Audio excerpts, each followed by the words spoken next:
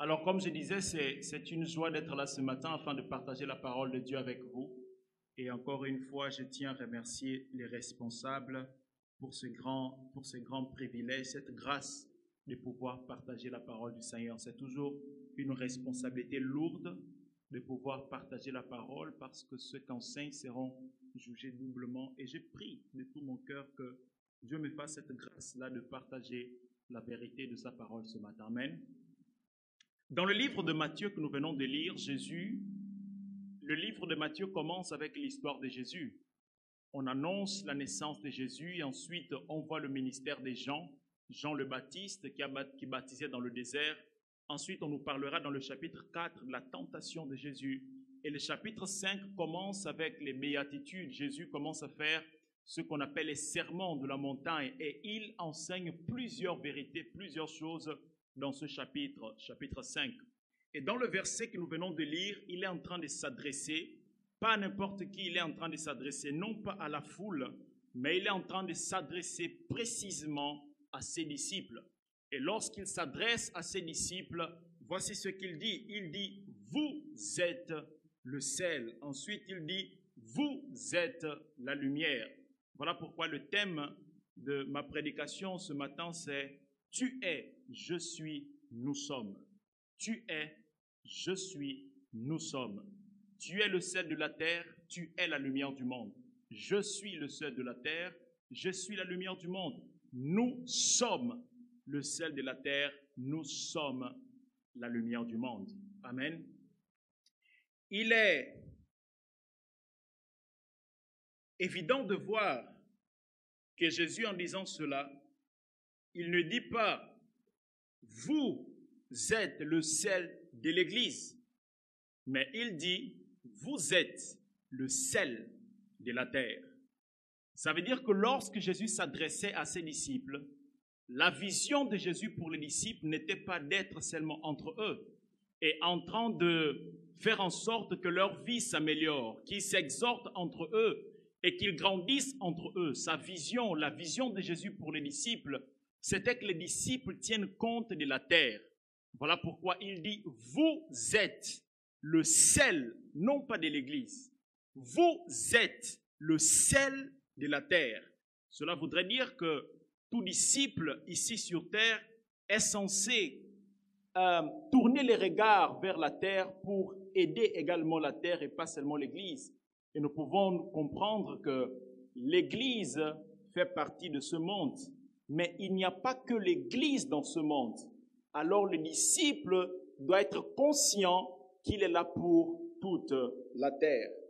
La deuxième chose que Jésus dit dans ce verset, c'est « Vous êtes la lumière du monde ». Quoique étant également lumière, il n'a pas dit « Nous sommes la lumière du monde ». Et pourtant, il est lumière. Mais il s'adresse aux disciples en disant « Vous êtes ». C'est comme s'il voulait que les disciples comprennent la responsabilité d'être la lumière. Je le suis maintenant avec vous. Et le Père m'a envoyé pour accomplir une mission. Mais sachez que vous aussi, vous êtes la lumière du monde. Et si je suis lumière et que vous êtes lumière, vous ne pouvez pas comprendre ce que vous êtes si vous ne comprenez pas ce que je suis. C'était une invitation de Jésus pour que chaque disciple reste attaché à la source sans quoi il ne pourra jamais comprendre qui il est. C'était une invitation de Jésus à dire aux disciples, je suis sur cette terre pour éclairer, mais vous êtes également là pour éclairer. Et il dira ça clairement. Il va dire qu'une lumière, lorsqu'on l'allume, ce n'est pas pour la cacher. Ce n'est pas pour la cacher. Donc, nous sommes la lumière du monde.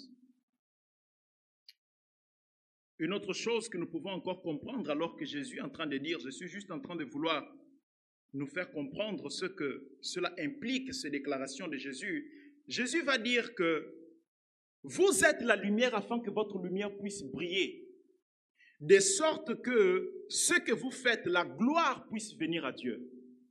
Ça veut dire que lorsque nous ignorons que nous sommes lumière, nous sommes en train d'empêcher que la gloire du monde revienne à Dieu. C'est lorsque nous sommes lumière et que nous brillons que la gloire peut revenir à Dieu. Mais cela voulait également dire qu'étant lumière, il se pourrait qu'on ne brille pas. Parce qu'il y ait tant lumière, il faudra que votre lumière brille. Combien de lumières ne brillent pas? Combien de lumières ont perdu leur éclat? Combien de lumières ont perdu leur lumière? Quoi qu'étant lumière. Mais Jésus dit ici, si vous ne brillez pas, Dieu ne peut pas être glorifié. Alors, cette invitation de Jésus, cette explication de Jésus en disant que nous sommes lumière, c'est une question de gloire qui doit revenir à Dieu. Ce n'est pas seulement dire nous sommes lumière pour être lumière, nous sommes le sel pour être le sel. C'était une question de la gloire qui devrait revenir à son Père. Donc quand je refuse de comprendre que je suis une lumière, que je suis le sel de la terre, je suis en train d'empêcher que la gloire revienne à Dieu, parce que le but de la vie chrétienne, c'est rendre gloire à notre Père. La Bible nous fera comprendre que lorsque nous acceptons Jésus comme notre Seigneur et Sauveur, Jésus nous donne la vie éternelle. Et dans le livre de Jean chapitre 17, verset 3, la Bible dira que la vie éternelle, c'est qu'on le connaisse lui, afin que la gloire revienne à lui. C'est ça la finalité de la vie chrétienne, c'est que l'on le connaisse lui et que la gloire revienne à lui.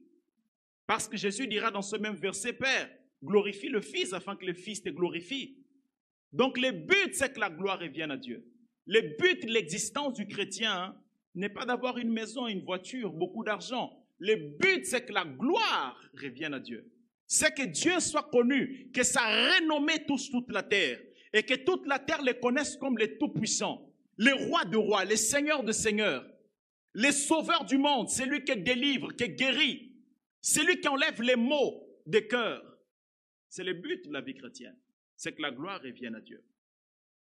Que la gloire revienne à Dieu.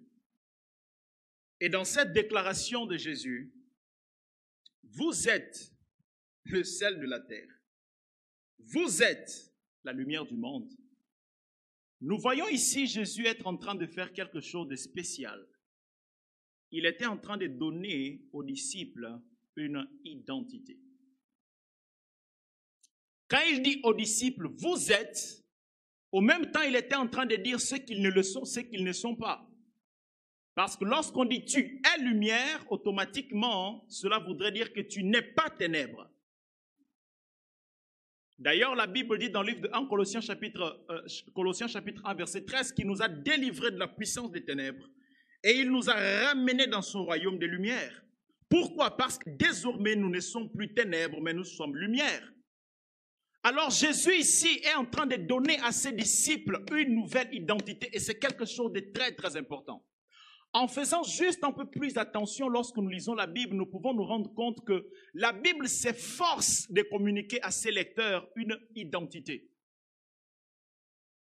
La Bible dira par exemple, si quelqu'un est en Christ, il est une nouvelle créature, identité. La Bible nous fera encore comprendre que nous sommes une nation sainte, un peuple élu, un sacerdoce royal, identité. La Bible dira encore que tous ceux qui l'ont reçu, la parole les a donné le pouvoir de devenir enfants de Dieu, identité. Et ici, ce que Jésus voulait faire comprendre aux disciples, c'est que désormais vous avez une identité qui n'est pas celle du monde et vous devrez la comprendre, la maîtriser et vivre selon cette identité. Elle est tout à fait différente que celle que le monde voudra vous imposer. Une identité nouvelle.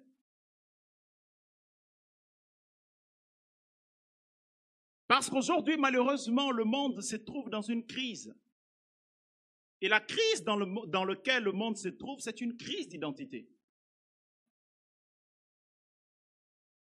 Parce que l'identité d'un homme, c'est ce qui construit sa mentalité, ses valeurs et ses croyances. Mais lorsque tu n'as pas une identité, tu vas vouloir chercher des croyances. Tu vas vouloir chercher quelle mentalité dois-je avoir? Quelle valeur dois-je avoir dans ma génération? Quand tu n'as pas une identité, tu ne sais pas à quoi croire. Quelle mentalité adopter face à certaines choses? Quelle valeur adopter face à certaines circonstances? Parce que c'est l'identité qui forge les valeurs, forge les caractères, forge les croyances. Quand je comprends que je suis lumière, ma manière de croire, de penser, et mes valeurs sont totalement différentes. On n'a pas besoin de me dire fais ceci ou ne fais pas cela. Je n'ai pas besoin de demander au pasteur est-ce que telle chose est un péché ou pas. Parce que mon identité parle au-dedans de moi. L'identité est quelque chose de très important dans la marche chrétienne et j'aimerais vous expliquer pourquoi. Quand nous lisons Éphésiens chapitre 1, Éphésiens chapitre 1,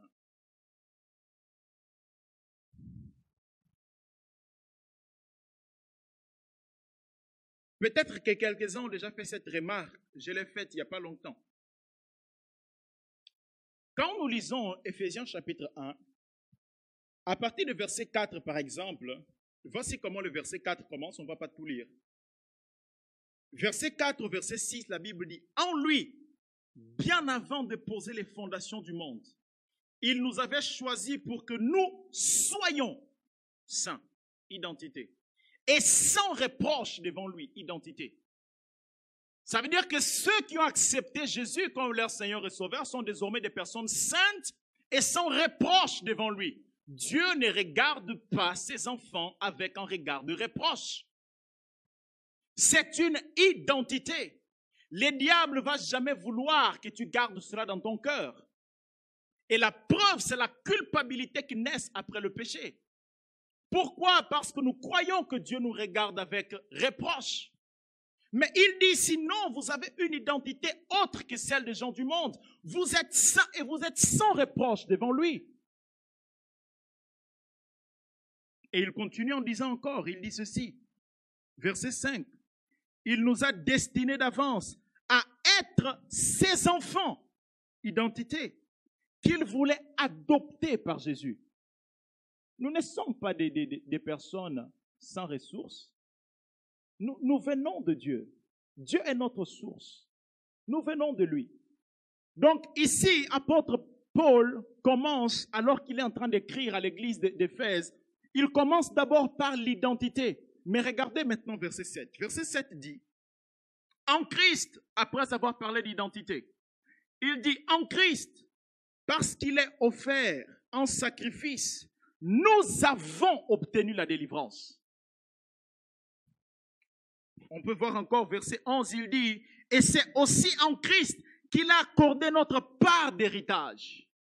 Donc, après avoir parlé d'identité, apôtre Paul parle maintenant de ce que nous avons. Cela voudrait dire quoi? Que tu ne peux jamais avoir ce que tu n'es pas. Parce que quelquefois, nous venons à Christ et nous sommes plus préoccupés par ce que Dieu peut nous donner. Et toutes nos prières vont dans le sens Dieu donne-moi et pas Dieu fait de moi. Or, Dieu ne peut pas te donner ce que tu n'es pas. Voilà pourquoi apôtre Paul commence d'abord par l'identité. Et ensuite, quand tu comprends c'est quoi ton identité, maintenant on peut parler de ce qui est lié à ton identité. Ça veut dire que la délivrance et l'héritage est la conséquence de ce que tu es. Quand tu comprends déjà ce que tu es, tu n'es plus soucieux de comment ça sera le lendemain parce que ton identité influence tout ce que tu auras. Malgré que je parle français, ça ne fait pas de moi un francophone. Parce que j'ai la langue française en moi, mais ça ne change pas mon identité. C'est l'identité qui te donne ce dont tu as besoin et pas le contraire. Voilà pourquoi quelquefois nous tombons beaucoup dans les frustrations parce que nous ne comprenons pas cela. Et la préoccupation du chrétien lorsqu'il est au culte, lorsqu'il est à la maison, c'est Seigneur, donne-moi. Seigneur, je veux réussir. Tout ce que tu as qui n'est pas lié à ton identité, peu importe le temps, tu le perdras. Tu le perdras. C'est l'être qui produit l'avoir. Ce n'est pas l'avoir qui construit l'être. Vous pouvez voir l'histoire des grands hommes de l'histoire. Prenons l'histoire, j'étais en train de lire sa biographie il n'y a pas longtemps. Mohamed Ali, nous connaissons peut-être tous son histoire. Après que ces hommes commencent à avoir des grands résultats dans la carrière, qu'est-ce qu'ils vont faire par la suite? Ils vont chercher la spiritualité. Parce qu'ils savent qu'ils ne pourront plus continuer à gravir des échelles et monter sans qu'ils aient une source spirituelle qui les soutienne. Alors ils doivent bâtir leur être spirituel pour maintenir ce qu'ils ont. Mais Christ fait le contraire. Il te donne, il fait de toi déjà ce que tu dois être pour que tu puisses obtenir toute autre chose. Comment peux-tu comprendre que tu es enfant? Comment peux-tu comprendre que tu es saint? Comment peux-tu comprendre que tu as été adopté par lui? Et tu ne comprends pas que tu as été délivré. C'est une question d'identité.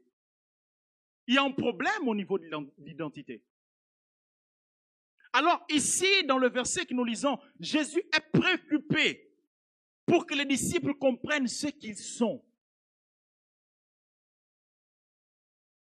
Pas de quoi il est capable de leur donner. Pas les poissons qu'il peut leur donner, mais ce qu'ils sont. C'était ça son souci envers les disciples. Lorsque vous lisez l'histoire de Jésus, lorsque vous voyez Jésus, Jésus a fait deux choses. La Bible dit, j'aime beaucoup ce verset dans le livre de Romains chapitre 8, la Bible dit que Jésus est mort. Bien plus, il est ressuscité. Ça veut dire que la mort de Jésus est quelque chose de bien. Mais sa résurrection encore mieux. Pourquoi? Parce que dans la mort de Jésus, Jésus s'identifie à l'homme dans tout son état. Il prend la forme humaine, il connaît la fin et il descend au plus bas niveau de l'humanité, la mort. Il est allé au plus bas niveau. Il s'est identifié à l'homme en toutes choses. Il a été tenté. Il s'est identifié à l'homme en toutes choses. Ça, c'est sa mort. Quand il descend sur terre, c'est pour s'identifier à l'homme. Mais quand il ressuscite, c'est pour que l'homme puisse désormais s'identifier à Dieu.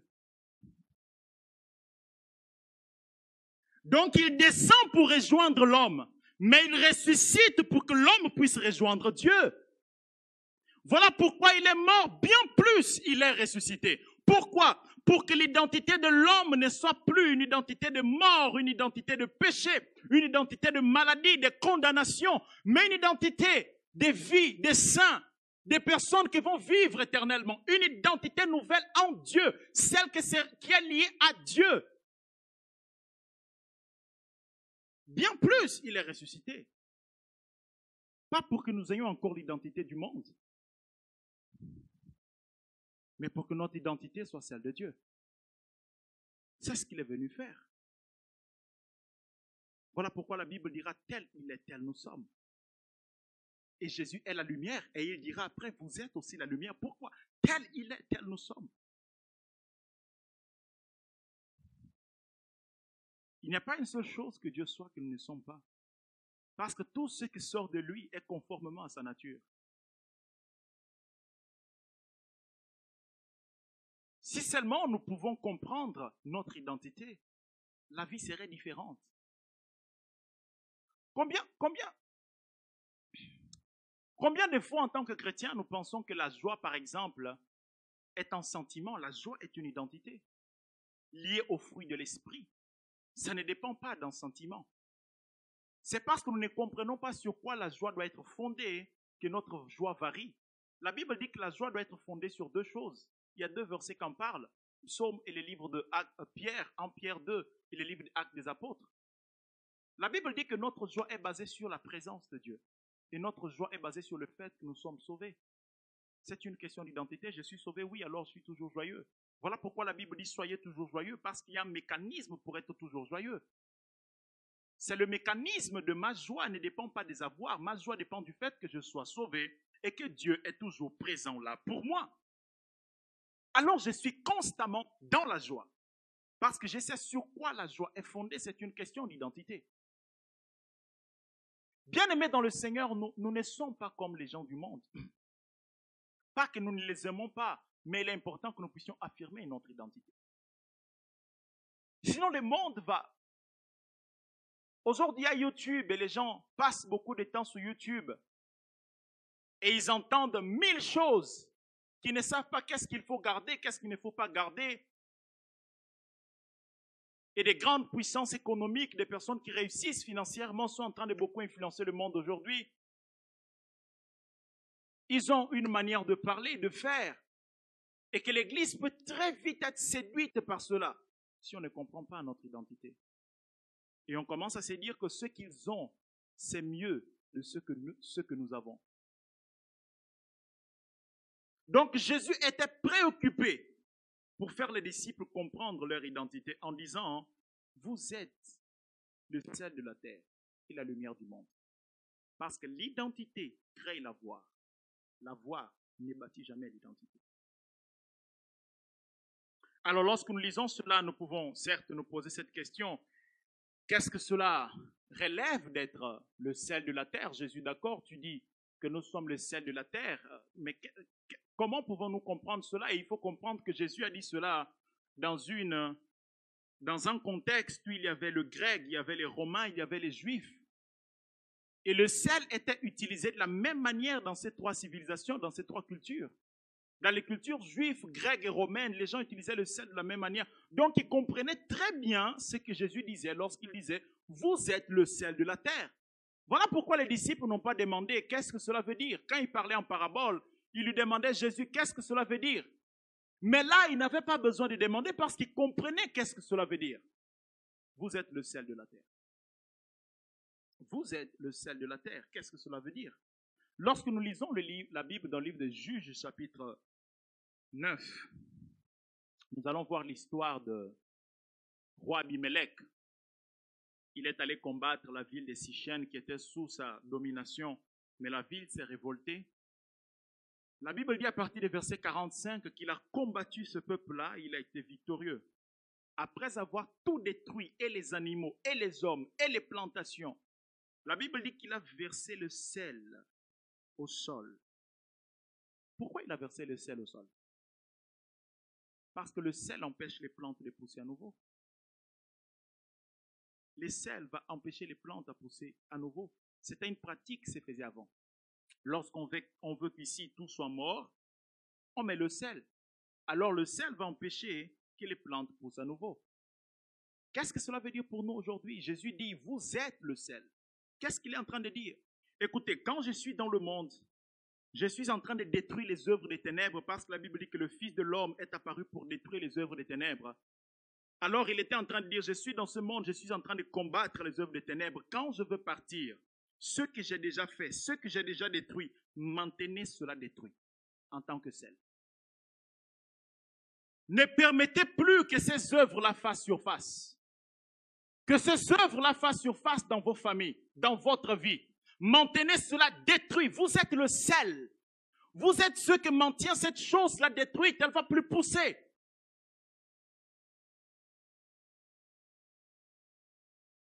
Alors je comprends en tant que sel que Dieu me donne une grande mission. C'est d'empêcher que les œuvres des ténèbres repoussent dans ma maison, dans mon lieu de travail, que les œuvres des ténèbres n'y soient plus.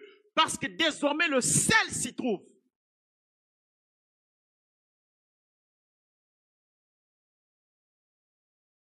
C'est une grande mission. Combien d'œuvres des ténèbres sont dans notre maison, dans nos lieux de travail, dans nos familles, alors que nous sommes le sel là-bas?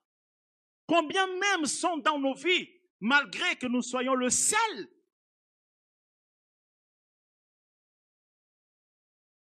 Mais nous sommes ce sel-là qui devrait empêcher que cela renaisse à nouveau, que cela revienne à la vie.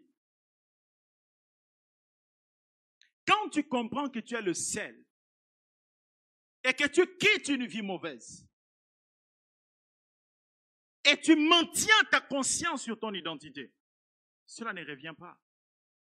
Tu peux être tenté, mais tu vas rester debout.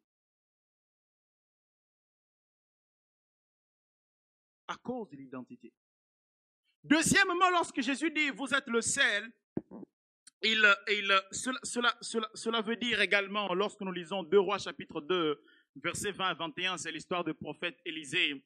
Il y avait les eaux qui étaient amères, qui étaient malsaines. Et le prophète Élisée prend le sel et il met dans l'eau. L'eau qui était malsaine et qui rendait la terre infertile devient saine. Et la terre est maintenant fertile. Ici, nous voyons que le sel est utilisé comme un symbole de restauration. Pour restaurer l'eau. Donc, quand Jésus dit, vous êtes le sel de la terre, il est en train de dire, vous êtes des agents de restauration. Pour restaurer ceux qui ont le cœur brisé. Pour restaurer ceux qui sont confus, ne savent pas quoi faire. Vous êtes des agents de transformation. Mais bien aimés, qu'est-ce qui est arrivé au monde? Le monde nous prêche aujourd'hui un message d'égoïsme. Chacun se bat pour lui-même, sauf qui peut. Je n'ai pas le temps d'aller restaurer quelqu'un. S'il souffre, qu'il souffre seul. Moi aussi, je souffre d'ailleurs. Est-ce qu'il comprend ma souffrance? Est-ce qu'il sait par quoi je passe? Alors je reste dans mon coin. Donc même si je sais que ça va mal pour lui, mais je reste dans mon coin. Mais tu es le sel, tu es là pour restaurer. Ta vie ne t'appartient plus, elle appartient à Dieu. Et il te donne une mission d'être le sel, de restaurer ceux qui ont le cœur brisé. La vie chrétienne n'est plus une question de moi. C'est une question de lui, pour lui, en lui.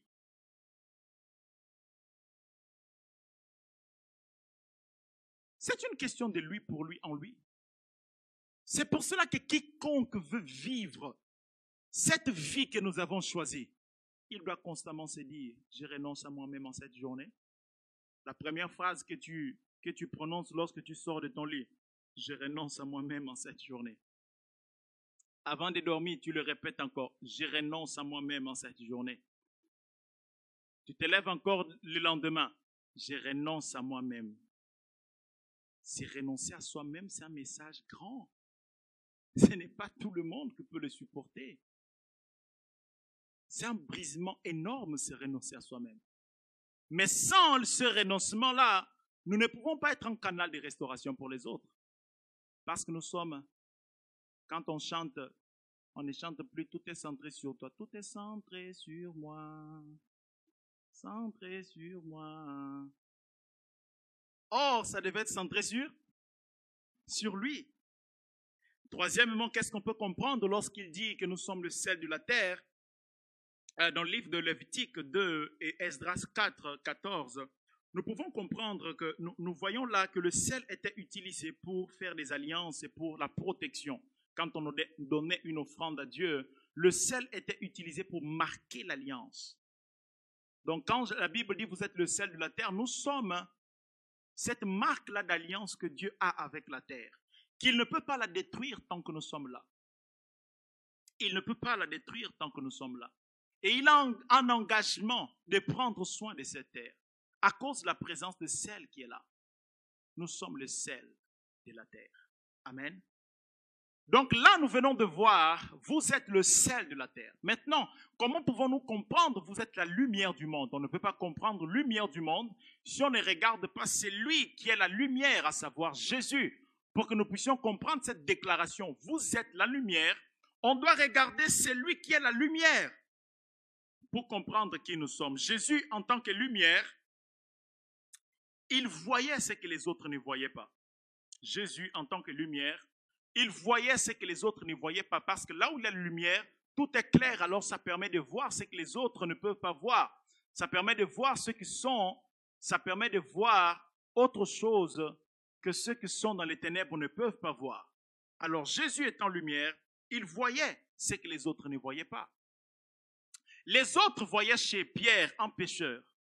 Les autres voyaient chez Matthieu un collecteur d'impôts, un homme méchant, un patriote, mais qui est uni maintenant aux Romains.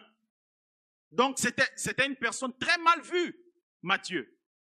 Mais lorsque Jésus les a vus, il n'a pas vu un pécheur, il n'a pas vu un collecteur d'impôts, il a vu un disciple, un apôtre, quelqu'un qui va transformer les nations. Et laisse-moi te dire ce matin que lorsque Jésus te regarde, il ne regarde pas un petit pauvre pécheur. Ce n'est pas ça l'identité que nous avons en Christ. petit, comment? Quoi encore?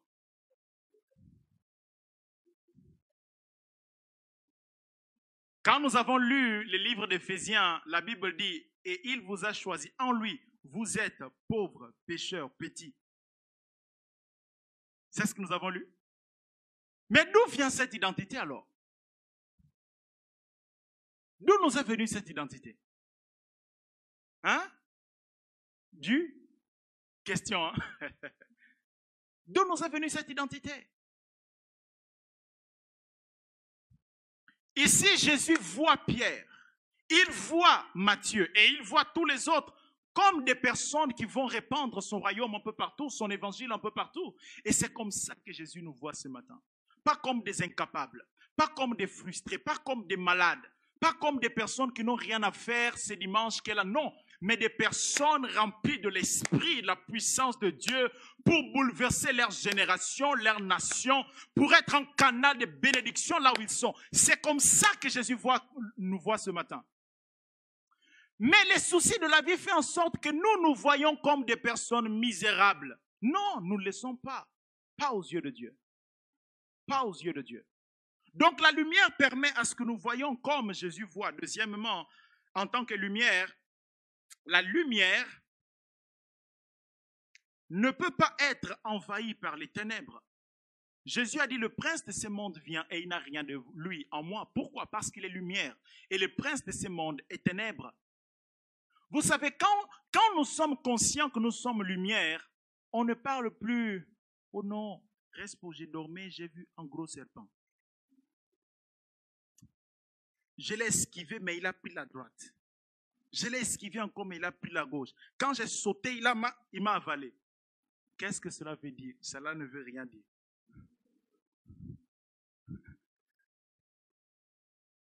Cela veut dire qu'on est en train de tester ton identité. Parce que quand tu sais que tu es lumière et que tu te lèves, tu dis, toi serpent, je te coupe, découpe, je fais la sauce, je mange. Parce que ça se mange. C'est mangeable. C'est comestible, c'est ça? C'est comestible. On est juste en train de tester ton identité, voir si ce que tu as entendu le dimanche, est-ce que tu l'as compris? On va voir si tu as compris cette chose-là. Quand tu comprends que tu es lumière, les ténèbres n'ont pas raison de toi, ils ne peuvent rien faire. Parce que quand la lumière brille, les ténèbres se dissipent.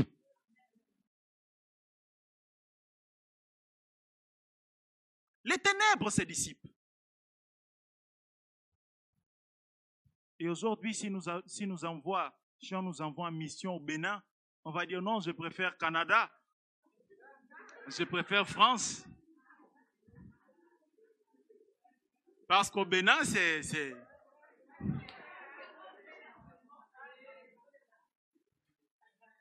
Au Bénin, on sait comment ça se passe. Là-bas, c'est puissance contre puissance. Mais cette puissance est une question d'identité, mes bien-aimés. C'est une question d'identité. Là où il y a lumière, les ténèbres ne sont pas. Et nous sommes la lumière du monde. Seigneur, que tu nous aides à comprendre ce que nous sommes. Qu'il nous aide à comprendre ce que nous sommes. Et encore, Jésus étant lumière, Jésus comme lumière, il a dit des choses que personne d'autre a dit avant lui. Lorsqu'on allume la lumière, elle te permet de voir ce qui était caché. Alors tu peux mettre des mots sur ce que tu vois. Comme Jésus était lumière, il pouvait mettre des mots sur ce qu'il voyait. Il était la lumière. Et il a dit des choses différentes. J'aimerais vous dire quelque chose. Seules les personnes différentes peuvent changer des personnes indifférentes. Le monde est plein de personnes indifférentes face à l'évangile. Pourquoi il y a autant de personnes indifférentes par rapport à ce que nous sommes? Seules les personnes différentes peuvent changer les personnes indifférentes. Quand tu es différent, tu changeras l'indifférence. À force d'être différent, tu changeras cette indifférence. Mais il faut que nous soyons différents. Dans notre langage, notre manière d'agir, de penser, de parler, notre discours est différent. Demain, c'est examen. Ah bon, c'est examen, c'est chaud. Hein? C'est chaud pourquoi? On est en hiver.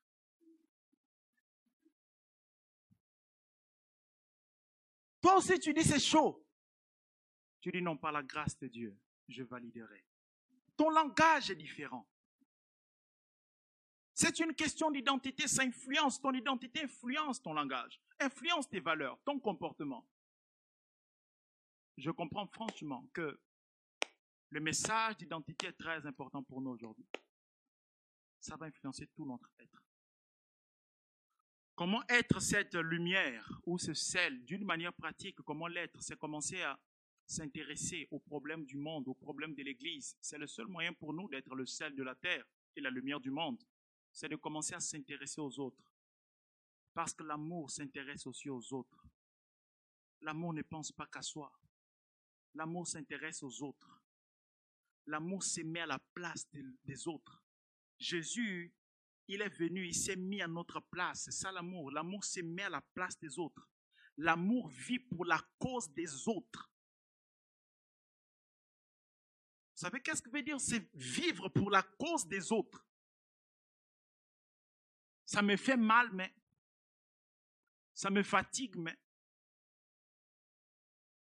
l'amour vit aussi pour la cause des autres. L'amour cherche aussi l'intérêt des autres. L'amour n'est pas moi, qu'est-ce que je gagne, qu'est-ce que je gagne, qu'est-ce que je gagne.